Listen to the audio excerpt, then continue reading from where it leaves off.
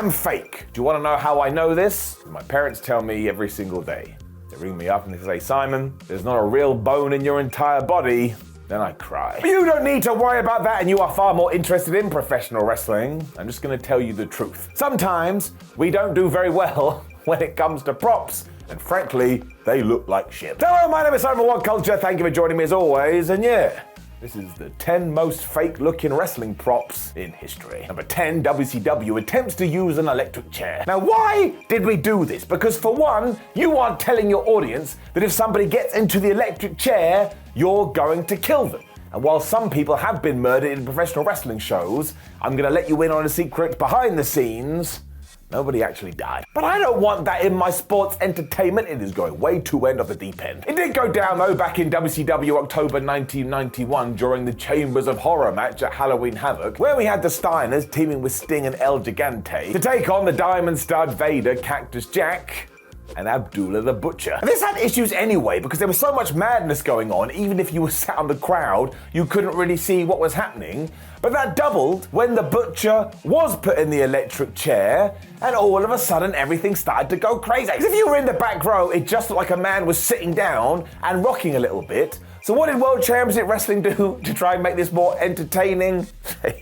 They added pyrotechnics. And once again, I don't think this is how the process goes. They really dropped the ball when they had Abdullah foaming from the mouth as well, because that looked truly ridiculous. And you could actually go and watch this and see the fans. Nobody is actually that excited about it. They're kind of face palming and going, I wonder if I can get a refund. So this was a terrible idea, hence why nobody has ever done it again.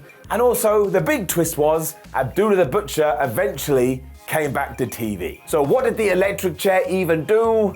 Nothing. Number 9, the cold-blooded snake that met the Ultimate Warrior. Just before the Ultimate Warrior left the WWF for the first time in 1991, he was feuding with The Undertaker. Now, as the dead man has told us ever since, he wasn't particularly keen on this, but he was a company man, so he was going to do it anyway. After the Warrior had been buried alive, though, he felt like he needed some kind of edge, and I don't mean Adam Copeland. So he went to Jake the Snake Roberts, who was good at this kind of stuff, who came up with a bunch of evil trials for him to do.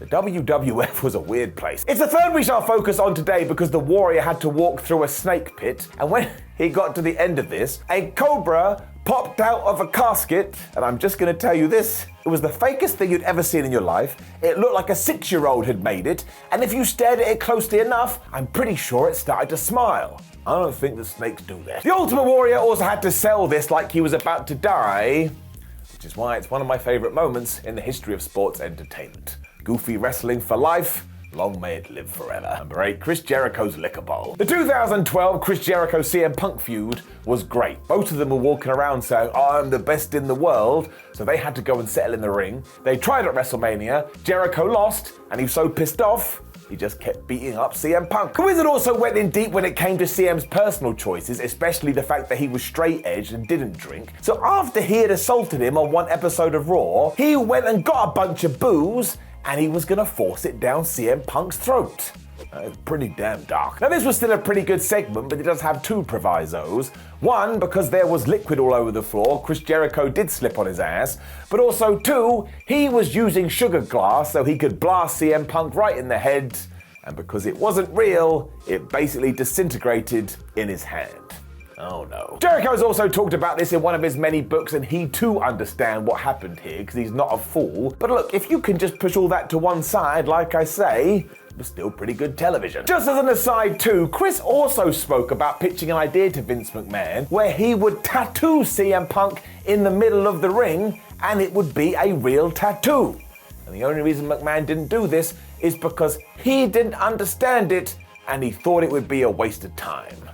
Go figure. Number 7, the pig carcasses at AEW Double or Nothing 2021. The first Stadium Stampede match was a masterclass. Happening smack bang in the middle of the pandemic, we all just needed some fun, and we all just needed some entertainment, and All Elite Wrestling came up with this, and it provided such joy. The second version may not have reached such heights, but it was still pretty damn good, especially when it all ended with them coming out in front of a live crowd to show we were out the other end and wrestling was back. It was nice. One of the absolute highlights of round 2 as well is when Wardlow and Jake Hager decided to fight in a freezer, because why wouldn't you do that? And as we zoomed into them, we passed these pig carcasses, I don't mean to be that guy, but I don't think they were real. The shade of red they had over them that was meant to be the blood looked like something you use on a Christmas decoration. And once again, I understand that you can't use real ones, but the more you looked at it, the more you started to laugh.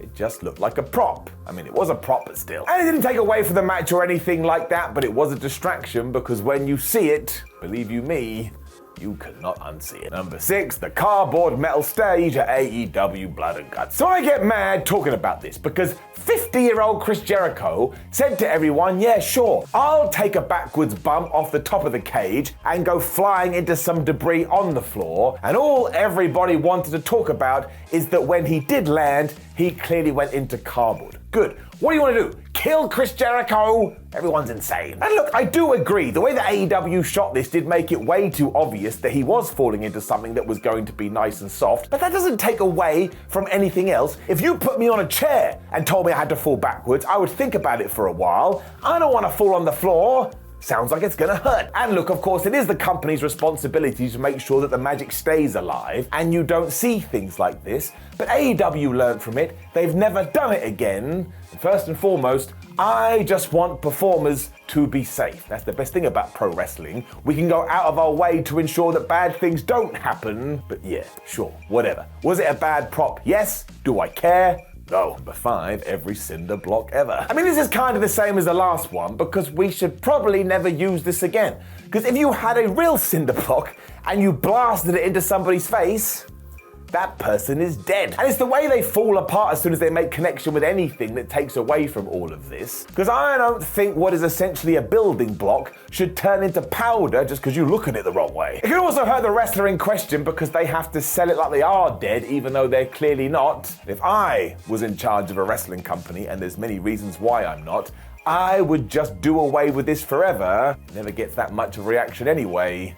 It's unnecessary. Number 4, Eric Rowan's spider. Well, this was an odd time in WWE, wasn't it? Because for ages, we teased what Eric Rowan may be hiding, with other wrestlers actually seeing it being like, oh my gosh, I'm so terrified, I don't want to deal with that thing. When it was revealed as a spider, and it looked like some kind of mechanical toy. Whoever greenlit this must have been smoking something, because straight away every single fan did go, well, wait a minute, Wrestler X actually ran away in terror when they saw this a few weeks ago, so what the hell were they so scared about? I mean, it would be like going to some kind of family Christmas and freaking out as a snake that's just a draft excluder. And this was one of those times when Vince McMahon just went, I'm bored of that story now, so let's just draw a line under it and move on. Which is why 1 week later, Drew McIntyre squished this thing.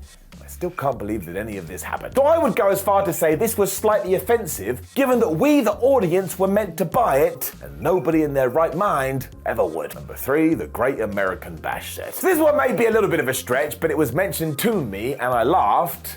And I like the chaos. But when NXT and AEW were fighting it out week after week, all of a sudden some magical events would appear from nowhere, one of which was NXT's Great American Bash that just so happened to be booked on the same day as AEW's Fyter Fest. Now maybe this was coincidence, and for some people everybody involved in wrestling just felt comfortable running this date. When we did get to the Great American Bash and everybody looked at the entranceway and the entrance set, it was a bit like, well, nobody has put any effort into that at all. You want to be that guy? You could even argue that maybe, just maybe, this had been rushed in order to ensure we did have an event on a very specific day. But you wouldn't say that, I wouldn't say that. We don't want the internet to go crazy, so let's just do this and move on. Number 2, Alexa Bliss and her seltzer mouth. So the spooky wookie in wrestling can be a little bit hit and miss. I, for one, absolutely love it because wrestling is there to be creative, so why would you try and hold yourself back? But when it doesn't really go to plan,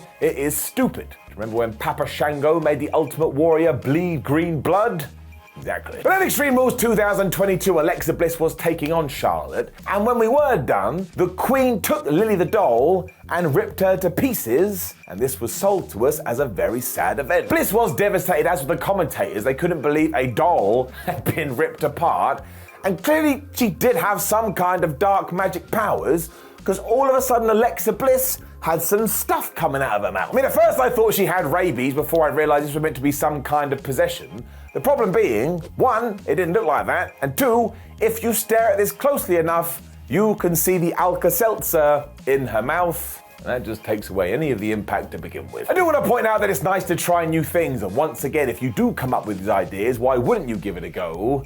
But in terms of the execution, this looked pretty damn terrible. Number 1, Papa Buck's ketchup blood. The great Al Snow once said, when it comes to blood in wrestling in 2022, everybody is screwed. Because if you do blade yourself, you've got the hardcore fans that just go, well, he clearly used a blood capsule because nobody's doing that anymore.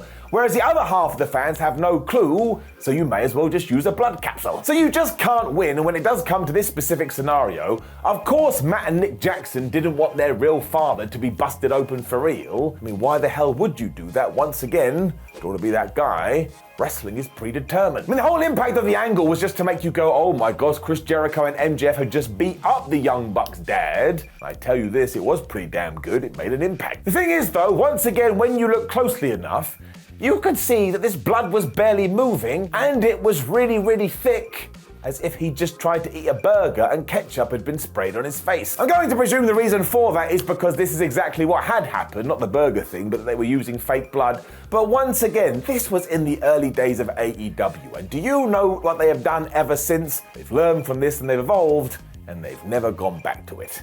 That's all you can ask. Let's not forget that the story rocked too, and we still bought into it, and when we got to Chris Jericho and MJF versus the Young Bucks, it was pretty damn special. When it comes to all of that, I am giving it an up. Wait a minute. This is the wrong video. Know of any other props in wrestling that looked absolutely pants? Make sure you let us know in the comments below before liking the video, sharing the video, and subscribing to the channel. Thank you very much. Then over to whatculture.com where you can reach out some articles. Make sure you can follow us on social media, WhatCulture WWE and Simon316. And why not see if you can speak as fast as me when you're watching another video. My name's Simon What Culture. Thank you very much for joining me as always. I love you lots, and I'll see you soon.